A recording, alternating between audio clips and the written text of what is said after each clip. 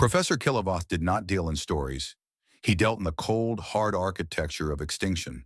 To him, the history of life was a vast graveyard, and he was merely the caretaker. He stood before the concentric rings of the Inner System Academy's amphitheater, a soaring structure filled with the breath and rustle of 47 different species, and declared that survival was not a virtue. It was an accident with impeccable timing. He summoned holograms of the Theta 9, nightmare swarms that had consumed their world's biomass, and the phase hunters of Krell, who had turned their very bodies into sensor arrays to escape invisible predators. His thesis was elegant, brutal, and simple. Intelligence is a scar. It is a defensive mutation triggered only by the threat of total annihilation. He spoke of a cosmic pattern where spacefaring capability was the prize for not dying. But then he paused, tapping a clawed finger against the podium, bringing up a star chart with a conspicuous void where a name should be. "There is one exception," Kilovoth announced, his voice dropping to a conspiratorial whisper. "A species scrubbed from the archives. Bipedal. Pack hunters. They weaponized their environment and, according to fragments, did something unique in galactic history. They hunted for pleasure. The silence in the room was absolute. Even the Glen in the back stopped chewing. The idea was an evolutionary absurdity, energy expenditure without gain. Kilovoth dismissed the ghost species as a self-correcting error, a civilization that had inevitably consumed itself in a planetary cataclysm. "They are gone," he assured them, "and the universe is safer for it."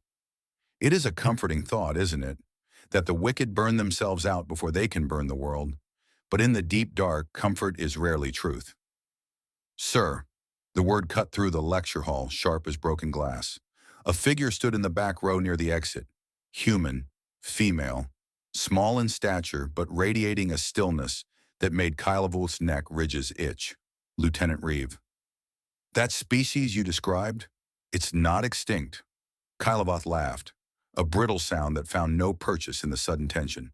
"I assure you, the records—" "It's called Earth, sir." The revelation didn't just land, it detonated. Reeve descended the stairs and the air seemed to warp around her. She wasn't challenging a grade. She was challenging reality. She forced him to pull up the old files, the pre-integration surveys of Sol 3. And there it was, buried in the digital dust of 2 millennia. Dominant species exhibits problematic hunting behavior. Recommend indefinite observation.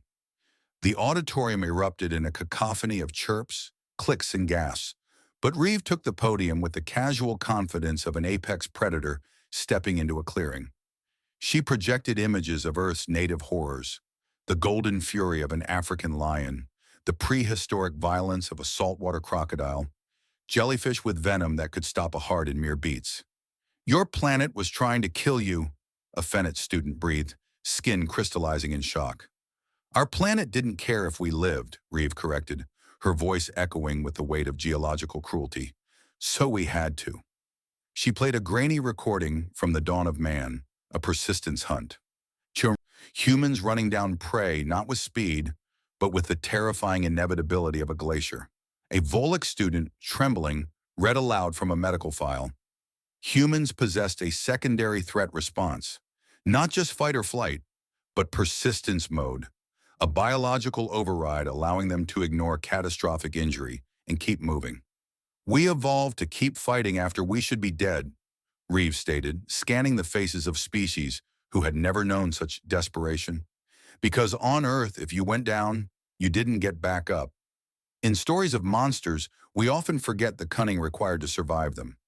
Reeve explained that humanity didn't wait for evolution to save them. They grabbed nature by the throat and forced it to heal. They took wolves, pack hunters, and turned them into family. They bred wild grasses into wheat. They didn't adapt to the environment. They adapted the environment to them. "That's not survival," someone whispered in horror. "That's conquest." "Call it what you want," Reeve replied. "We're still here." When Administrator Velis arrived to shut down the public relations disaster, it was already too late. The stream was live. The galaxy was watching. Reeve stood her ground, dissecting the human timeline. She showed them spears that replace claws, wheels that replace speed, and the horrific resilience that allowed them to survive volcanic winters and global plagues.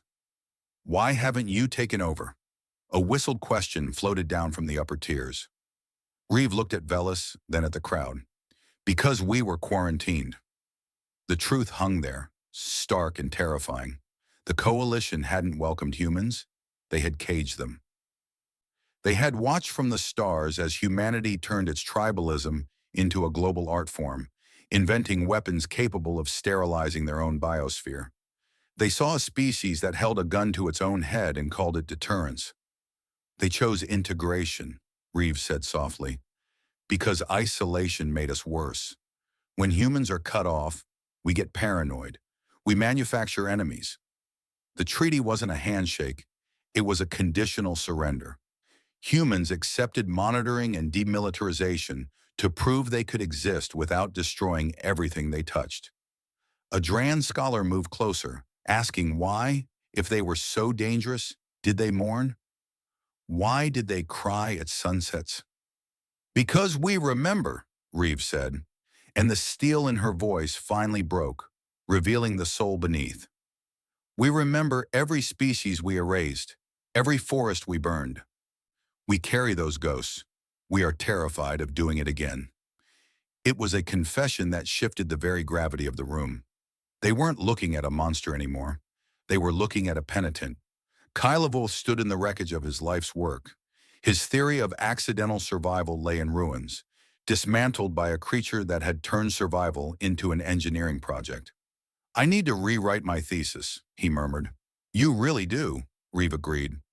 She left him then, walking out into a corridor buzzing with the energy of a paradigm shift. Kylevoth turned back to his console. He deleted his opening line. Survival is not an accident, he typed, the words glowing with new meaning. It is a choice made against impossible odds, sustained by creatures too stubborn to accept extinction.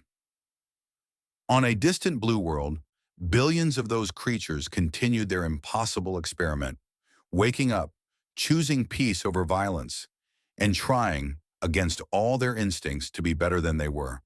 It wasn't guaranteed to work. But as the professor now understood, in a universe of entropy, the attempt itself was the only light that mattered.